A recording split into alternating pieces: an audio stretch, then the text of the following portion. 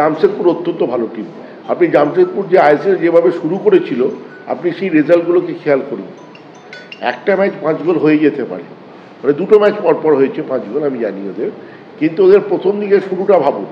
টিমটার মধ্যে পোটেনশিয়াল আছে, খালিদ ভালো কোচ, আমি ব্যক্তিগতভাবে ওকে চিনি।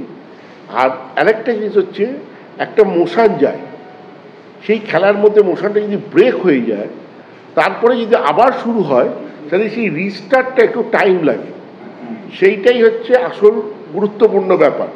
আমাদের টিম অত্যন্ত ভালো টিম, ভালো ভালো প্লেয়ার আছে, কিন্তু দেয়ার ইজ আ ব্রেক। কেউ বাড়ি গেছিলো, কেউ ইন্ডিয়া খেলতে গেছিলো, সেই মোশনটা রিস্টার্টটা কালকে যদি ঠিকভাবে করতে পারে, তাহলে মোহনবাগান ভালো খেললে ম্যাচ হয়তো জিতবে।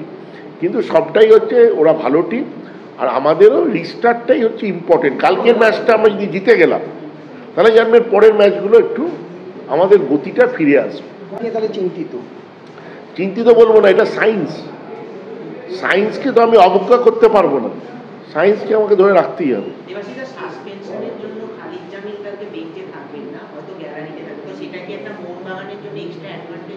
চিফ কোচ না থাকাটা সবসময় ওই টিমটার পক্ষে, মোহনবাগানের জন্য কিছু হবে কিনা আমি জানি না, তবে ওই টিমটার ডেফিনেটলি একটা ডিসঅ্যাডভান্টেজ থাকে চিফ কোচ যদি বেঞ্চে না থাকে, কেন তার ভাবনা চিন্তায় টিমটা তৈরি হয়। তো সেটা ডেফিনেটলি জামশেদপুরের জন্য আমি বলবো ডিসঅ্যাডভান্টেজ।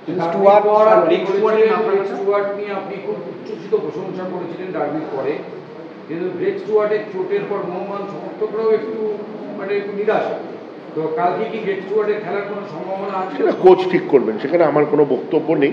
গ্রেগ স্টুয়ার্ট বড় প্লেয়ার, গ্রেগ স্টুয়ার্ট খেললে টিমের নিশ্চয়ই আরও খেলাটা দৃষ্টিনন্দন বাড়বে। আমাদের সব প্লেয়ারই ভালো প্লেয়ার, গ্রেগ স্টুয়ার্ট না খেললে তার জায়গায় যে খেলবে সেও বড় প্লেয়ার, কিন্তু গ্রেগ স্টুয়ার্ট এর খেলার মধ্যে অনেকটা বেশি দৃষ্টিনন্দন ব্যাপার আছে, সেইটা আমরা হয়তো সবাই মিস করতে পারি।